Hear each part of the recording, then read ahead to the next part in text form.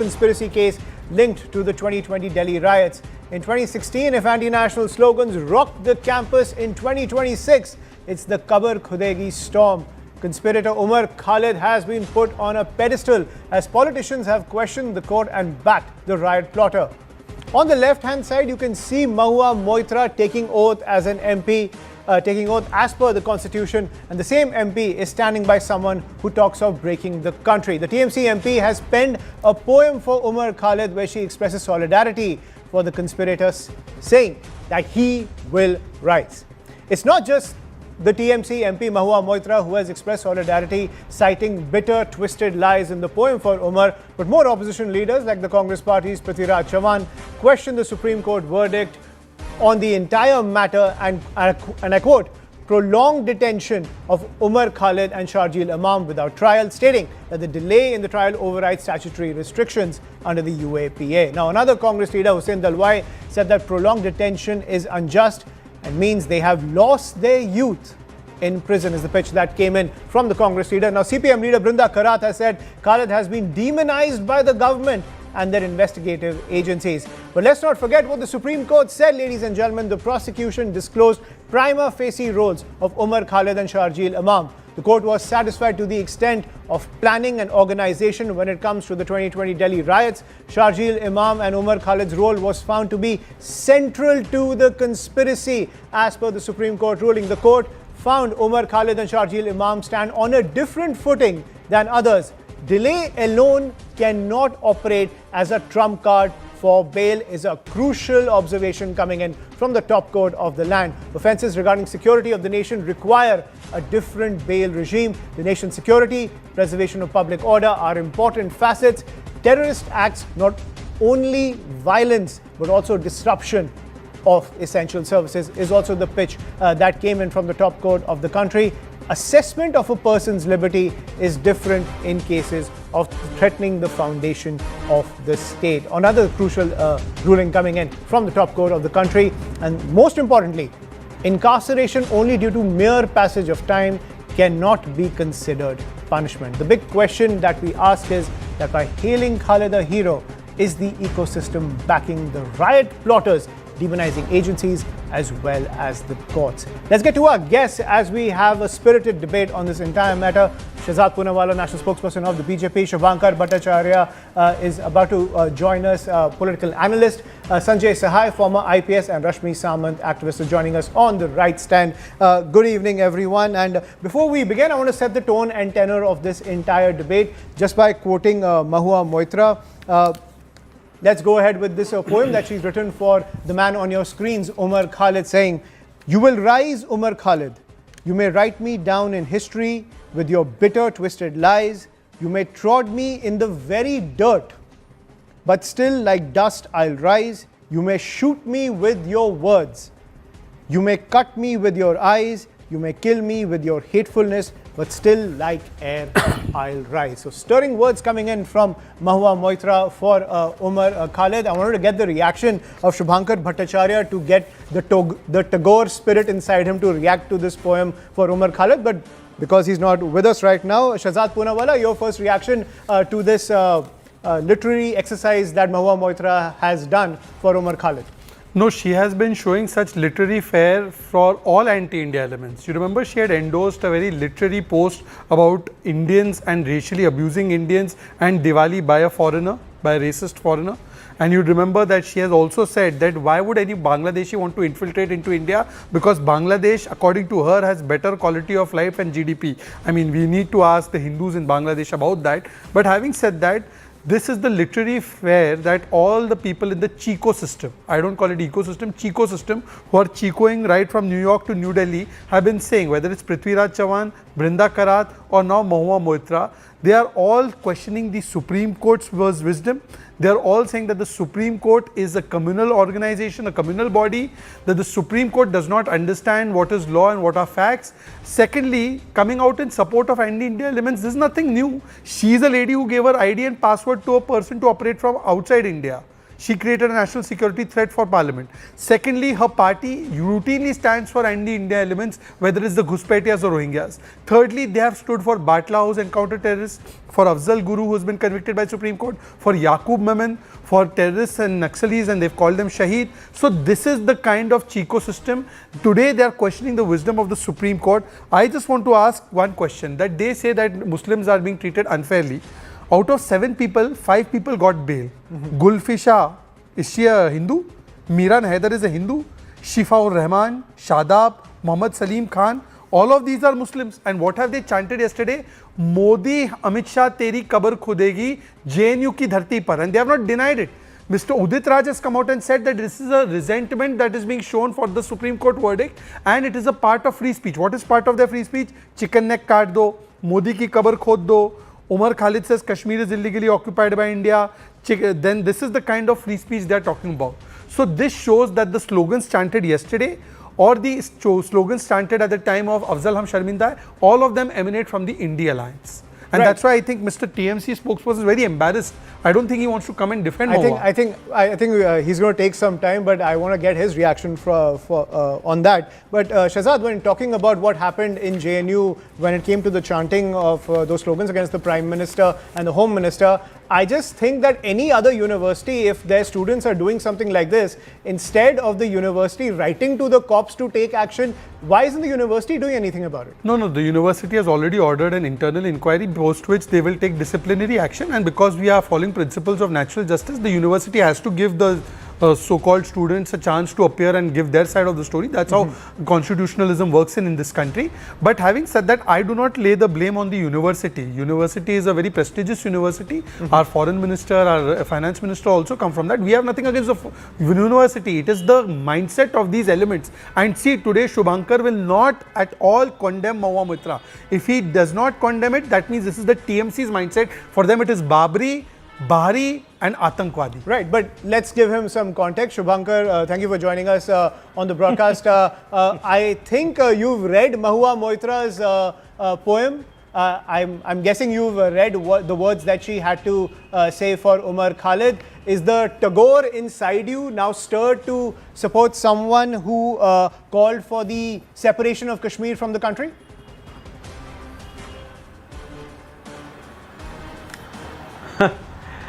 Well, no doubt it's a very finely written poem, and anybody with having any good idea about the literary context, I think Mahua Moitra's poem will draw a lot of accolades for her. Now come to the line that how is it, how it goes for the party line. I don't think that the TMC party has actually, they stood behind it, that it's being for the support of Umar Khalid or as such. There hasn't been any official support as such. The first line of the poem is, "You will rise, Umar Khalid." Mahua Moitra's context and Mahua Moitra's. The first line itself says, "You will rise, Umar Khalid." Of course, that is Mahua Moitra's word, that is Mahua Moitra's context, and that is, yes, of course, that is being said by Mahua Moitra in a personal context. That is her own. Okay, now you're separating. Her own ideas that she has penned, and she has got every right to do it. That she has got every right to do it. But I didn't hear any support coming in from officially from the TNC. That is one thing. The second aspect is, see, Umar Khalid, the trial is still going on. It is still going on. It is the way the entire case has been, put up. It is half cooked and it is taking time. Of course, they have been granted bail, but the case is still. I won't be commenting on it because you just commented on it. You just called it half cooked. The sentence. Can't say half cooked and say I'm not comment on the case. Yes, half cooked because. See, I am saying half-cooked because the way the entire case has been framed. So, it looks like that. Let the Supreme Court come up with a complete verdict of it. And then I think the nation shall, they can, anybody can build any opinion on that. That is something different. But as of now, see, you cannot paint anybody black just because you don't have the complete facts ready with you.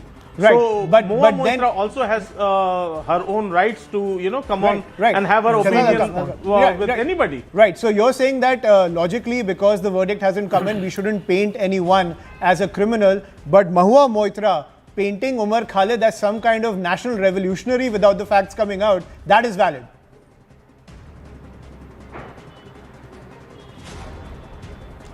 See, one thing you cannot deny, the fact is that, the leaders like Umar Khalid, they might be fighting for their own cause, they have their own ideologies. Leaders like Umar I Khalid. don't know.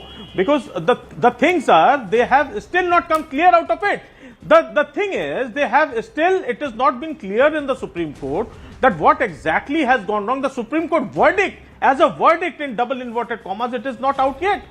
So, before that, you cannot,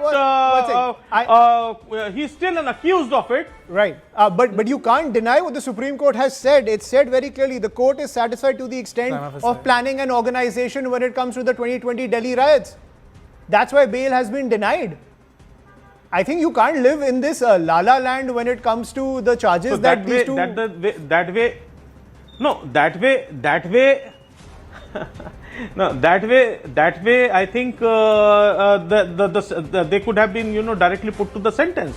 It's still the case is on. Okay. There are still Supreme Court is waiting for the facts as well. It is not like that, when we can grant bail to Kuldeep Sengar, when we can grant bail to Before this gets obfuscated. One sec, people who have joined the BJP, I'll tell I you, don't want to Shubhankar, name them, Shubhankar, and we can close the scam. Shubhankar, I remember, Shubhankar, I remember, when I was in college in 2012, Ambikesh Mahapatra was put in jail for forwarding a cartoon of Mamata Banerjee. Yeah. He got acquitted how many years later? 11. 11 years later. 11 years later, there is no moral high ground that the TMC stands on.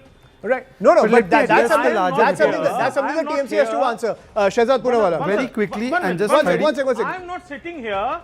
I'm not sitting over He'll here go to on and on, he'll defend keep what wasting happened, time. what Mamata Banerjee did. I'm not Okay. sitting here. You're to not defend sitting that. here. Okay, you're not here to defend the TMC. No, Shehzad, it is please. the indefensible, so I guess that's the case. come But let me now make on. three very quick Kindly points don't without be interruption, personal. Shubhankar. Don't interrupt. Come I'm on. not seeing a scene over Shubhankar, here. one second. Now, Shubhankar said that Umar Khalid has not been convicted by the Supreme Court or by any court. That's true, actually. I agree with you. But Sadhvi Pragya wasn't convicted either. In fact, she got acquitted and Rahul Gandhi still called her terrorist. Mahua Moitra still called them Hindu terrorists.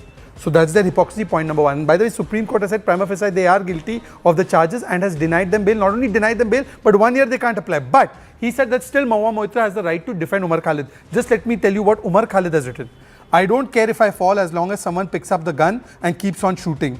These words were said by Che Guevara but could have been said by Burhan Wani. Burhan wasn't scared of death, he was scared of a life of subjugation. He detested it, he lived a free man, died a free man. Doomed is the Indian occupation, Indian state, how will you defeat the people who have defeated their fears? Rise in power, Burhan. And today she's saying rise in power, Umar. So you see where this is coming from. It is directly supporting Burhan also. And thirdly, if TMC does not endorse it, why doesn't TMC come out and say that this is not our view, even though she's our MP? We do not want these views. They have done that in the past with her. Yeah, absolutely, Shubhankar. The silence from the TMC when it comes to the statement that's come in from Mahua Moitra also speaks volumes at the end of the day. That's something you have to identify. But at the same time, I want to get another perspective. Sanjay Sahai, former IPS, is also joining us, as well as Rashmi Samad. Mr. Sahai, when it comes to the Supreme Court, what it said about the prima facie charges, we cannot deny the fact that the Supreme Court went through whatever the evidence the prosecution had to highlight the seriousness of the charges. The denial of bail from the highest court in the country is not a matter that can be targeted politically like this. And, and as Shubhankar was calling the case half-cooked, I mean, look at what the Supreme Court has said in its ruling. See, there are two things before we get into the details of this case, and I will certainly elaborate the details of this case. First and foremost, that criminal investigation in this country has been politicized to a level that we talk in terms of Congress, BJP and things of that nature. Criminal investigation has to be objective, empirical and outside of the political purview. That is first and foremost. The second is we are getting into Hindu-Muslim part of it, also as part of the criminal investigation. Now coming to what the Supreme Court has said. Supreme Court was working within the statute of UAPA. And section 43D5, it clarifies the conditions for bail. So if there is a prima facie case which clearly indicates that bail cannot be given. With regards to other people who have been granted bail and earlier by the High Court, it is legally presumed that they did not fall within the part of that particular prima facie case. It continued till the High Court, and then after the High Court, Supreme Court decided that these many people do not fall in that purview. That is technically, legally, that is the stand. With regards to other cases which have been registered and which have gone through the rigmarole of the judicial process, there are large number of cases which have not been convicted. There have been talk of, even at the court level, of copy, paste and template charge sheet. Copy, paste evidence and template charge sheet. Right. So UAPA case is certainly a different case. It is being treated at that level as the statute wants. So as far as the bail is concerned, these are the conditions on which bail has not been granted, and court has gone a step further. That for a year they should not come back to the court asking for the bail.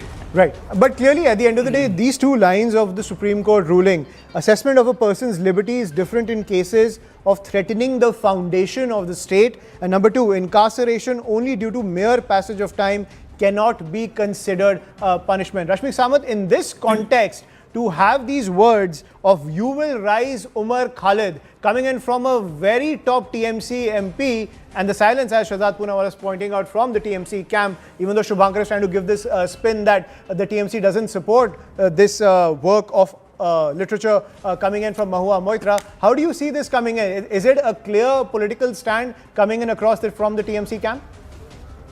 Well, Ayushman, I'd like to firstly, specify by saying that the UAPA can only be invoked when specific statutory conditions are met, as the panelists before me specified, especially when it threatens the sovereignty, integrity, security, or the unity of this country. So that being put into perspective, you just don't slap UAPA on anybody and everybody, and the case does not hold for so long under the specific conditions if there's no prima facie evidence. So that being put into perspective, I think people need to be extremely careful about what they say on this case, especially when it's under the purview of the Supreme Court.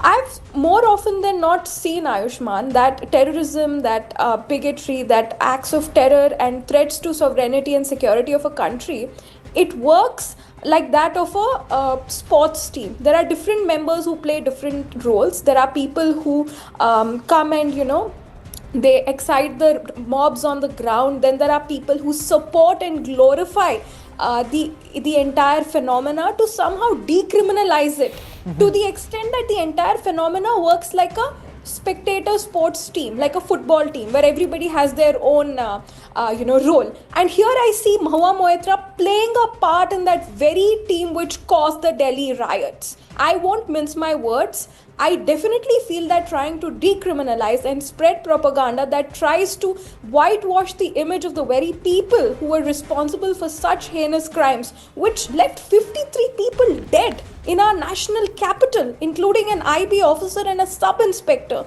It's a serious threat to the unity of this country. Any well-meaning citizen who has the best interest of this country can see that. And to see a parliamentarian who's, supposed to uphold the constitution of this country, who holds a constitutional office, decriminalize this very serious threat to our country, that is extremely concerning.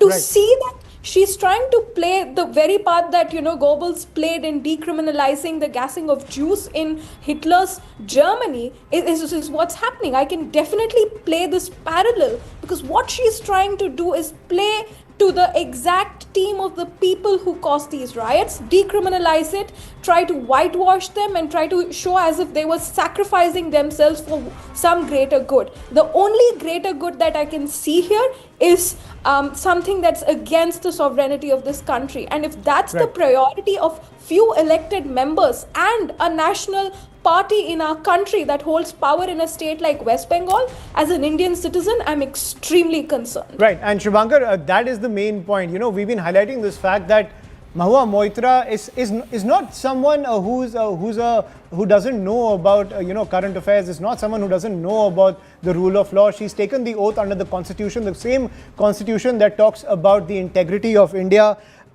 Yet she's writing this poem for someone who pretty much has been spitting on the Constitution ever since his student activism days. This is the same man who said India is occupying Kashmir, is the words of the Hurriyat that he was echoing in JNU. He has said Kashmiris want Bharat se azadi. He's also said, can we truly have a free India if we continue to occupy Kashmir? Can someone who's taken an oath to defend the Constitution, is it right for them to write these poetic words for someone who speaks that language? Shubhankar? I hope the question is to me. Yes, it is to you only. Yeah. Okay.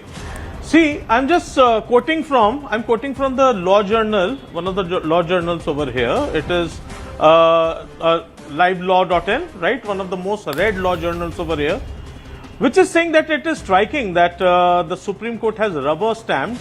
It is being observed, and quite shocking that the Supreme Court has rubber stamped the prosecution's idea of statement only.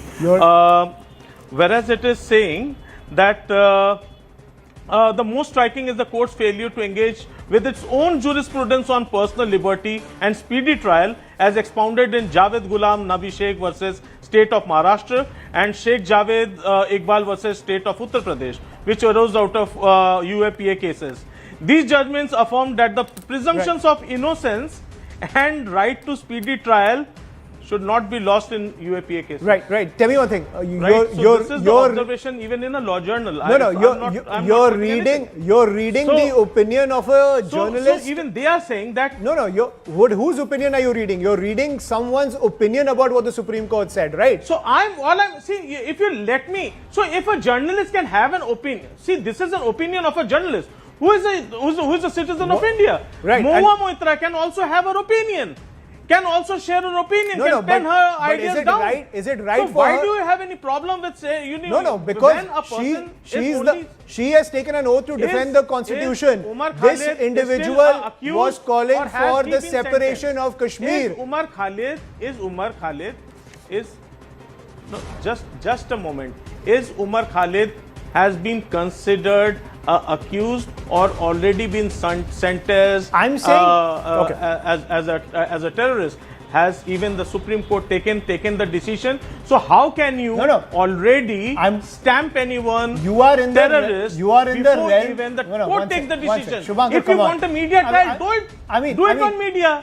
Don't talk about Supreme Court. I'm talking about basic common sense as a person in public life. You are writing a poem for someone who's called for the separation of Kashmir from India. I'm talking about the rights.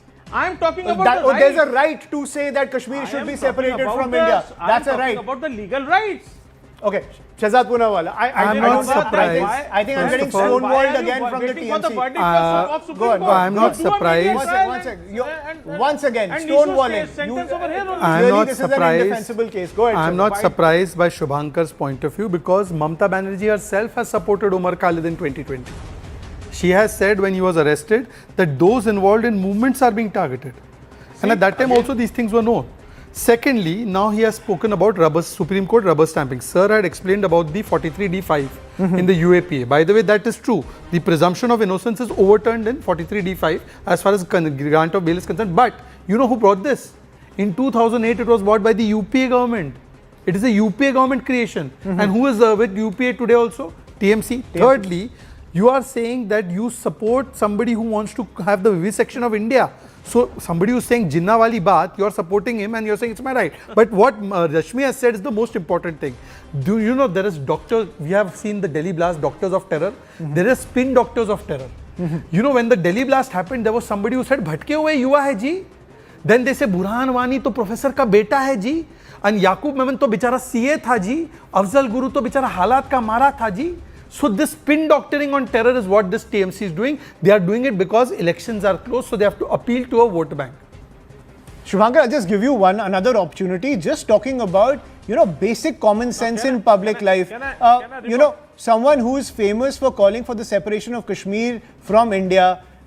does an elected member of parliament who's taken an oath on the constitution to defend the constitution, does it behoove that person to write such words for that individual?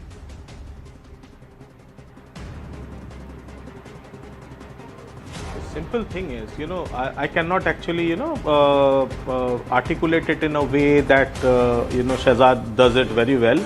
And I cannot enact and dramatize the situation accordingly because I am not going to the... You are from Mamta Didi's party, Baba. And I am not... Drama is your middle name. To defend Umar Khalid. I'm telling you, bring out your inner Tagore, yaar. Come on, bring out your inner Tagore. Shahzad, no, don't interrupt. Shahzad, now hold your courtesy as well. This party should have no problem with drama. You try to, you always comment on other people when they talk in between. Right? Please go on, so please also show the same courtesy to others as well. Okay, go ahead. Shubhankar, go ahead. Right? Please. Go ahead. जरूरत पड़ेगी तो लिख देंगे. आपके भी लोग हैं. Why don't you say? The people who have stood by the Tenny's son who got the bail after running over 14 farmers, you killed them and then you get the bail just because they are the son of your ministers.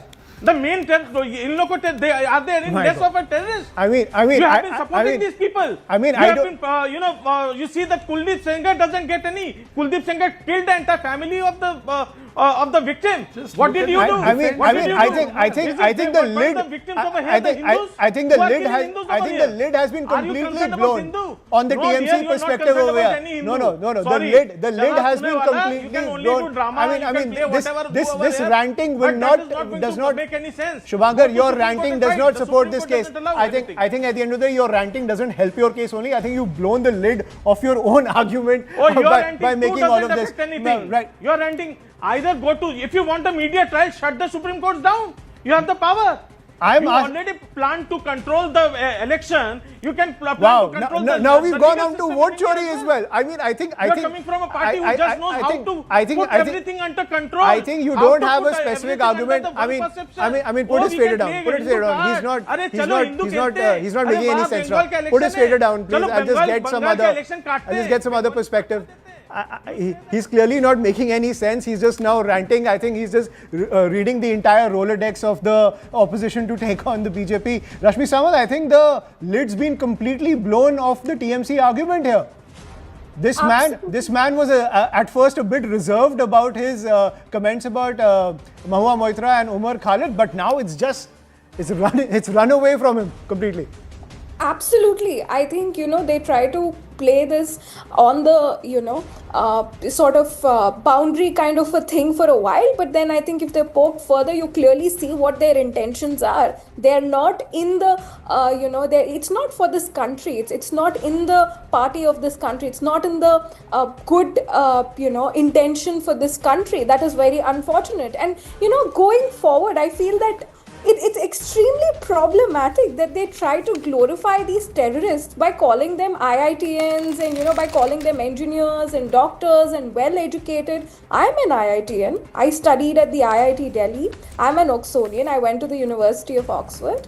I'm free. I do not have any charges. I'm not in jail because I love my country. And I continue to love my country every day. Just because I go to a premier institution, that does not take away a person's intent to be against a particular country or for a particular country and commit crimes. If not anything, we should be extremely scared that the terrorist went to IIT Delhi. That means that his capacity to cause harm is so much more than an uneducated terrorist. I think we should all be, harping on that. That should be what a, Bharat-loving parliamentarian should be saying. That look, went to IIT. That means that their capacity to cause harm to this country is even more.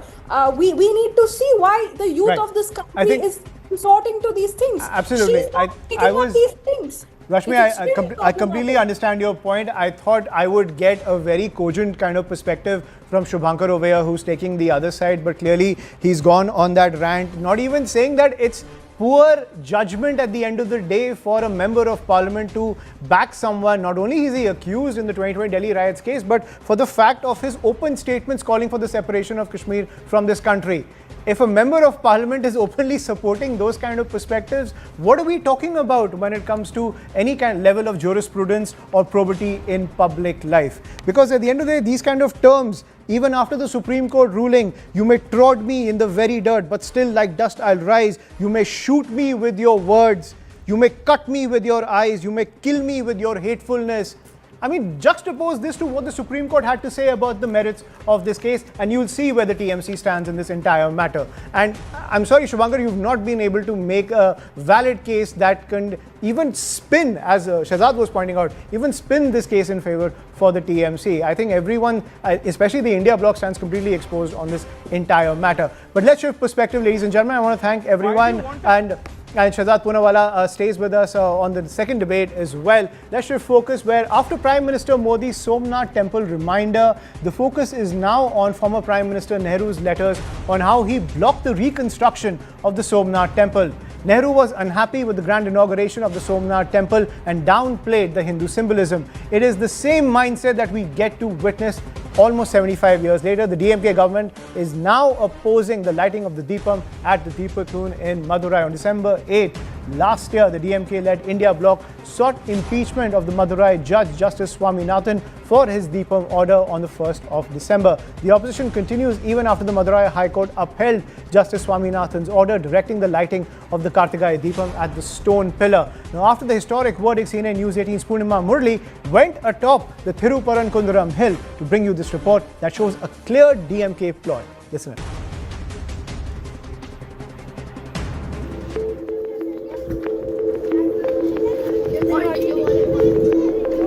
My video journalist Saravanan and I are planning to trek to the Dargah, and these are the steps. This is the way that you have to take to reach the Dargah, and we are climbing. It's going to be a 40-minute long trek, but we will show you the path that leads to the Dargah. My video journalist and I are going to show you how this entire journey is, and we are going to reach the Dargah in about half an hour from now. The Sikandar Dargah is about a kilometer from here. It's a cliff, and we are trying to reach the Dargah. It took us about 30 minutes to reach this spot. From here, it's a little further, and this is a cliff, and there are stairs. It's a trek. It's a medium trek, so it's taking quite some time for us to reach the trek. But just about 800 meters from here, we'll reach the Dargah. We'll show you whether we will be able to see the Deepatun from the Dargah, but let's trek to the Dargah. This is the route to the Dargah. The other route is a route to the Kasi Vishwanathan temple, and just 5 minutes from here we will reach the Dargah. We will not be allowed near the Deepatun, but we will see if we will be able to get a glimpse of the Deepatun from the Dargah. Onto my right is the path that leads to the Dargah, and you can see that's the Dargah, that's the compound wall of the Dargah, and that's where the Sikandar Dargah is, the topmost part of the hill.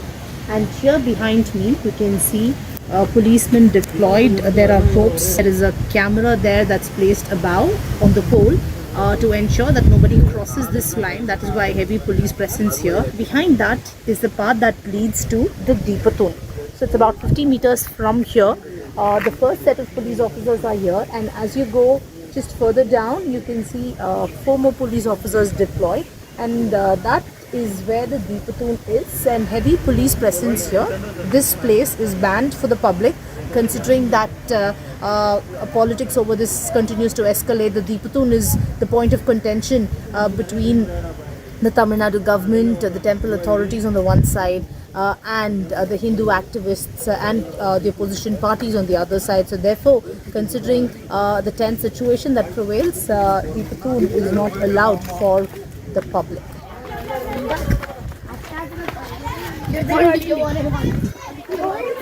And after a 45-minute trek, we reached the Sikandar Dargah. This is the Dargah that's located atop the Thiruparankundaram hill.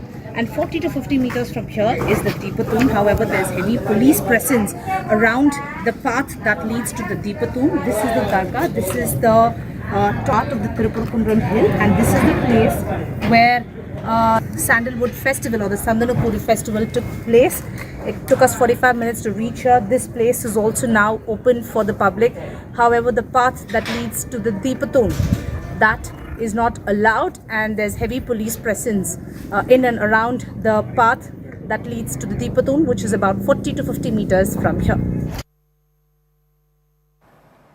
But today, Tamil Nadu Chief Minister MK Stalin refuted Union Home Minister Amit Shah's claim that Hindu rights are being snatched in the state, calling it completely false. Stalin stated his government protects all religious beliefs and accused Shah of attempting to create division. But can Stalin refute the fact that a book maligning Justice Swaminathan's image was about to be released? It took timely action by the High Court to stall the release of the book. Now, from Somnath to the Deepam controversy, wherein the latter there is a complete disregard for multiple rulings of the court, does the same mindset prevail even now to deter the rights of Hindus? Let's get to our guest. Shahzad Poonawala continues to be with us. Nikul Patel, leader of the Congress camp, will be with us shortly. Pulla Rao also joining us, political analyst who leans to the DMK, and Rashmi Samant, Hindu rights activist. Mr. Pulla Rao, we were talking about the entire Deepam controversy as well as the rulings of the court, but clearly the DMK is not interested in implementing the court order.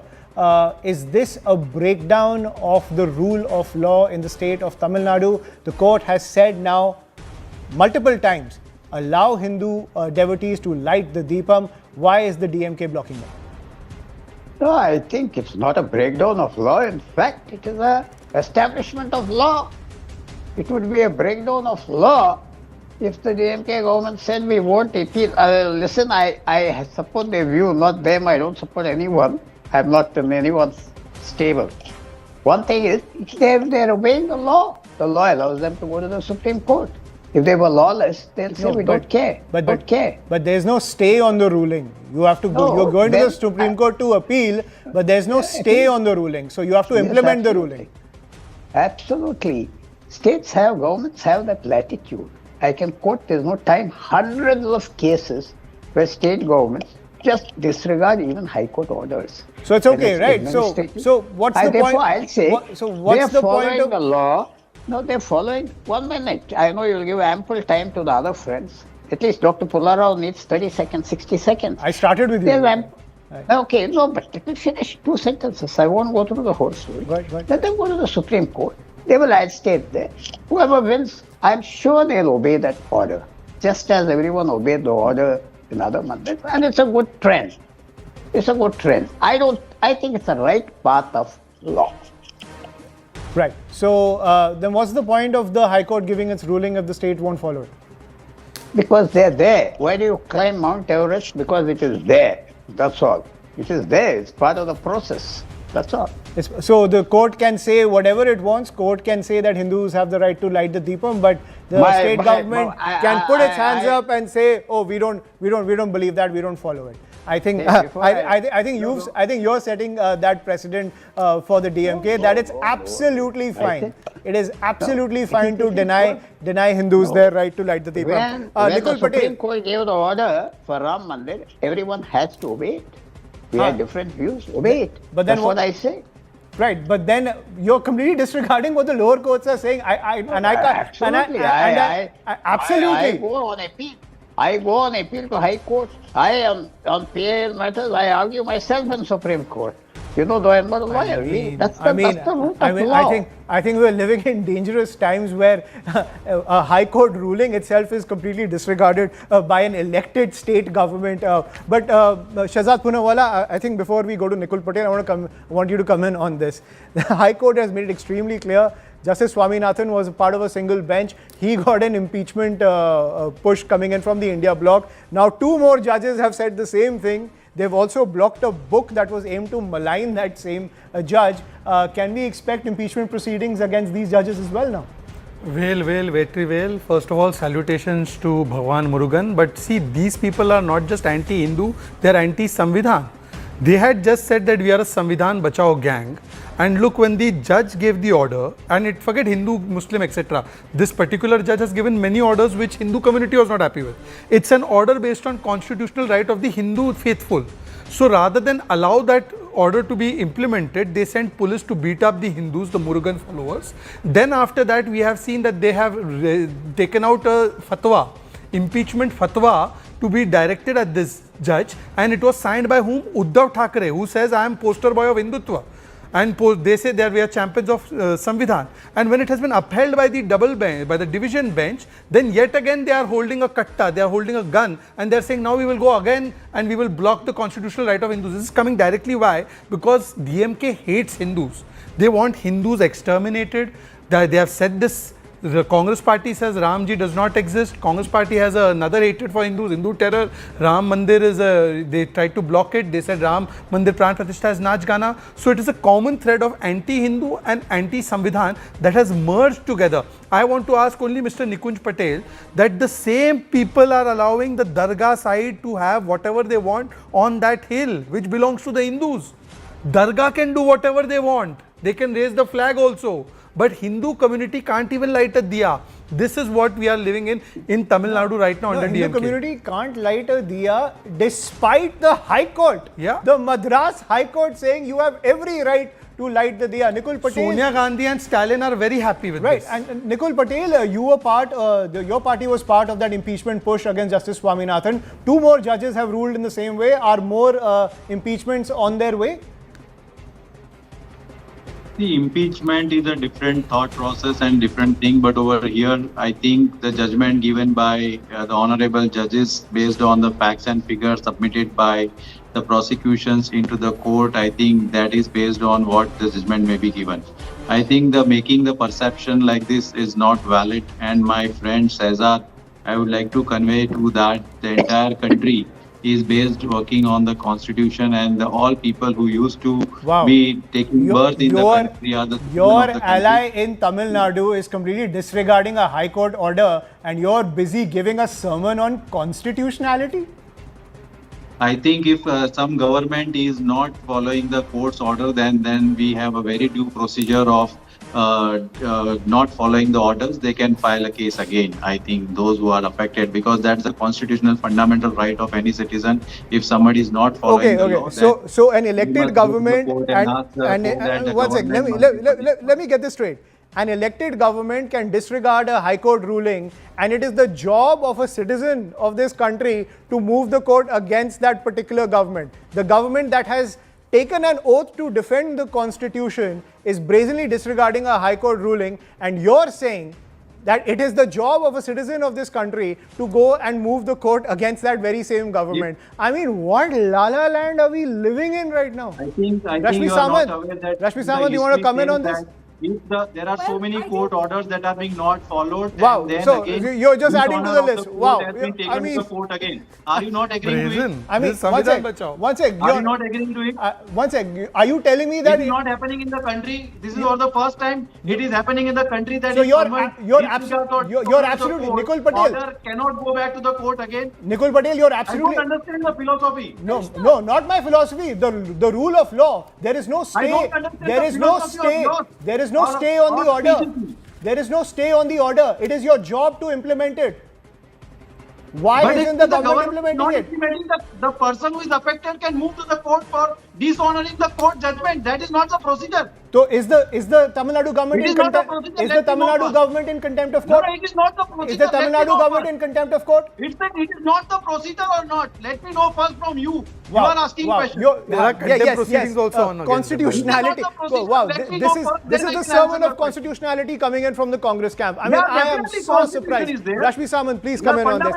Please, Nikul Patel, you don't have a point to make. You don't have a point to make. Regardless of what the court says, you're like, hum nahi sunne wale. Rashmi Samant, please come in.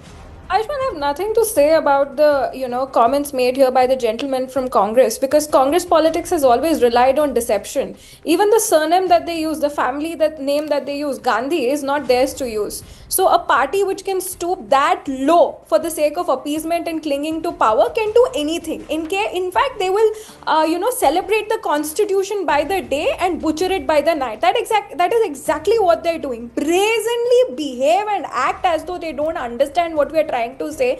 try and act as though they do not understand what contempt of court is. Try and behave as though, as though the rest of India is illiterate, that we are not capable of understanding the nuances of the constitution, and they are somehow the gatekeepers of the constitution, free to interpret it the way they want to specific cases that they like. Okay? Absolutely. And that is extremely problematic. Today, Absolutely. the government is in contempt of court. Nikul It is Patel. not a fundamental right One to sec. move again back to Nikul challenging Patel, I would request you to tell Rahul Gandhi that when he flashes that book, just open it up as well and read it as well. And tell Stalin that you have to implement it on the ground. But one sec. Please take my suggestions to Rahul Gandhi. But one more point I wanted to raise. But one more point I want to raise. I want to get your opinion on the Nehru letters that have just come out as well. Nehru's letter on 21st April 1951 wrote a letter to Liaquat Ali Khan dismissing the Somnath Gates narrative as completely false and stressing that nothing of the sort was happening. Then his letter to KM Munshi, 20th July 1950. In this letter, he questioned why the Somnath temple should be built even as the country was facing housing shortages and an economic situation was bad. Then let's get to 21st April 1951. He wrote a letter to UN Debar, the Chief Minister of Saurashtra. In his letter, objected to public funds being used for the Somnath ceremony. And then on 2nd March 1951, a letter to President Rajendra Prasad, Nehru wrote in this letter bluntly admitting that he did not like the president associating with the Somnath inauguration. Are these your credentials when it comes to Hindu rights? When it comes to Hindu right, the Hindu Act, Marriage Act, Hindu process, we can say that Succession Act, everything has been put up by the Congress. And if we talk of Somnath Temple, I think very well, I think Rajendra Prasad ji visited Somnath Temple after the independence, and it is being open to all the Hindu people. And if we want to take an inspiration from the Somnath Temple, I would rightly say that we are the people. If somebody from invader invades us and they destroy us, we are the people who come together, build it again, and strongly stand against the foreign people. Rather, finding out the controversies into this, I think everyone must try to understand what the Somnath Temple stands for. Just criticizing Congress, bringing Congress into the, we can say that court law, I think that is not the correct. I think it's the right point right now. It may be. I don't think he even knows what I'm talking about. Just into for the court of knowledge, law, I think you must thought, you must stop the words coming think out that from your the mouth. Somnath is the place where we must opt out of. I think Nikul, I'm at a loss for words. Shehzad first and then Rashmi, please. First of all, Mr. Nikunj, please explain this to the I think Atma. you should Mr. correct my Nikunj, name. I I did am not not interrupt Nikunj, you. I am Nikul. Mr. Nikunj, I did not Shehzad, interrupt correct you. my name. I am I did not not Nikunj, interrupt I am you. Nikul. No, come on, no, don't get sidetracked by I that. am not Nikul. Okay, Shehzad, continue, please. Whatever, okay, theek hai, Mr. Patel. First of all, you should give all this advice to the Atma of Nehru, who said that building the Somnath is revivalism, wrote letters to Mr. Rajendra Prasad and cabinet ministers that don't make a pop out of this. Please don't interrupt me, sir. Thereafter, he not. Can you please do this in a dignified Nicole, way? I'll be forced to. No. This is not a joke. This is not a joke. Put his fader down if he continues. Put his fader down. Put his fader down. Put his fader down. Let me acquaint the viewers with some facts. First of all, the person, the monster who destroyed Somnath was eulogized by Nehru. Nehru said that Mr. Ghazni is not a religious bigot, but he is a warrior.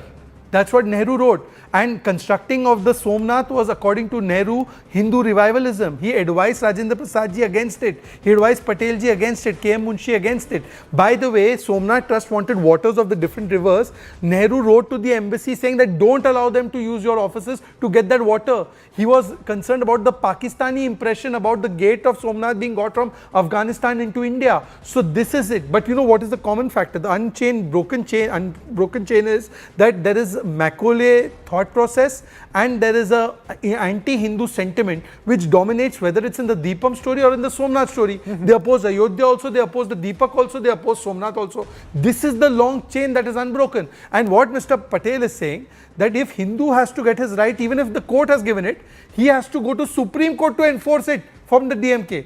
And if the Muslim gets his right, he'll get it immediately by the DMK. Mr. Patel, some would say you're Mr. Pathan, not Mr. Patel. You are not correct. I would like to make you correct here. No. You are taking a wrong perception. I mean, you made it extremely clear that don't look at the DL. No. You made it. No, please. You made it extremely clear that even if the court says, no, I'm sorry. This is completely ridiculous. You clearly said that it doesn't matter if the High Court said someone should move court against the DMK.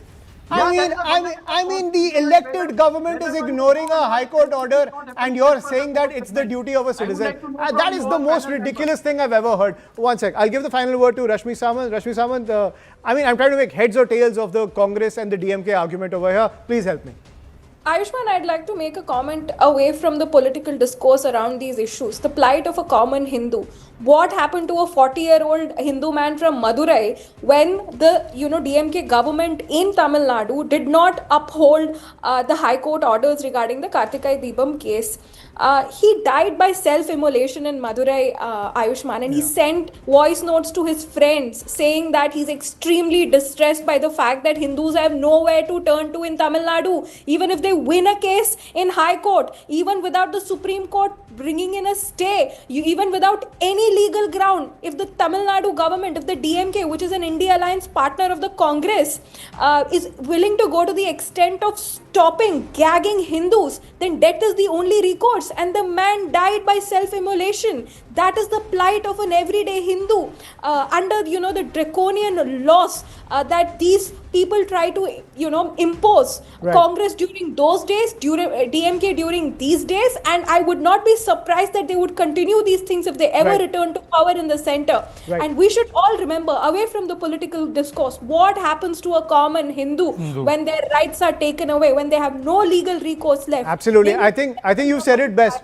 Rashmi Samant, you said it best, and thank you so much for giving us that perspective. Nikul Patel, once again, given the situation that's happening in Tamil Nadu, I request you to ask Rahul Gandhi to open that book that he keeps waving around. Just read about the constitution and see what's happening in Tamil Nadu and give that same advice to MK Stalin as well. That's all we have to pack in on this show, but I want to thank all our guests for joining us. Before we leave, a piece of breaking news that's coming in after the Turkman Gate case encroachment near the Jama Masjid is under the scanner of the Delhi High Court. The High Court says that if illegal construction is found near the Jama Masjid, the law must take its own course. The High Court has asked the MCD to carry out a comprehensive survey in and around the Jama Masjid and remove encroachments if found. That is the big piece of news that's coming in. I'm joined by my colleague Ananya Bhatnagar to get more details. Ananya, over to you.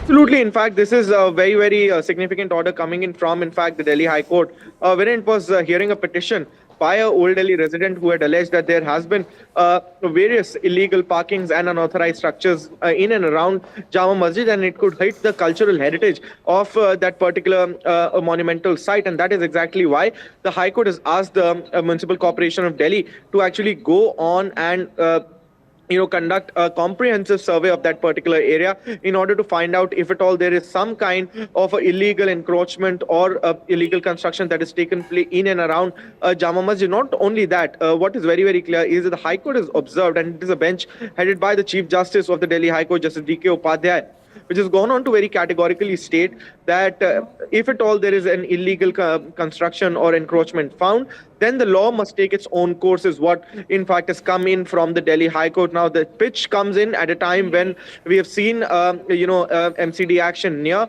the Turkman Gate Mosque, which also resulted into a lot of stone pelting as well.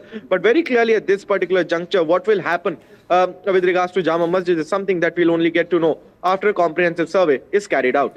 Right. Thank you, Ananya, for getting us that piece of breaking news. So that pitch coming in from the Delhi High Court, even as things remain a bit sensitive on the ground when it comes to these illegal encroachments and the demolition drive that has been ordered by the court. We've seen what happened in the Turkman Gate, and hopefully the law and order is in place to prevent any such action in the future, given the fact that these demolition drives have to continue in parts of the national capital. But that's all we have to pack in on the show. We're going to take a quick break now. Up next, Brass Tacks with Poonam Burde.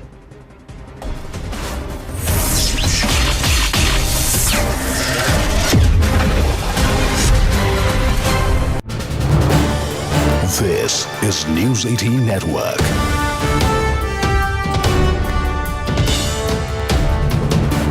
India's largest news network. what happened when the demolition drive was underway? Can you detail for our viewers? Also, what has the investigation found so far? Because 5 individuals have already been arrested for stone pelting. True. It was around 12:50 when MCD was about to start the demolition. There were incident of stone pelting reported from this Chandni Mahal area. There were a few miscreants, maybe around 80 to 100 in number, and they started pelting stones towards the police party. However, we had an adequate deployment. We followed the graded use of force. We used our tear shells, and they scattered, and we immediately detained and apprehended 5 of them. And thereafter, in a matter of minutes, they all scattered, and the entire process of encroachment removal carried on peacefully thereafter. That it started around 1 a.m. in the midnight and continued till 7 in the midnight. And at the moment also, there is complete normalcy, and the process of debris removal is being carried out. So 5 individuals have been arrested. How many more do you suspect were part of the stone pelting act itself? And what stage is the investigation is at? We have registered the case. 5 persons we have arrested. They are being produced to the magistrate.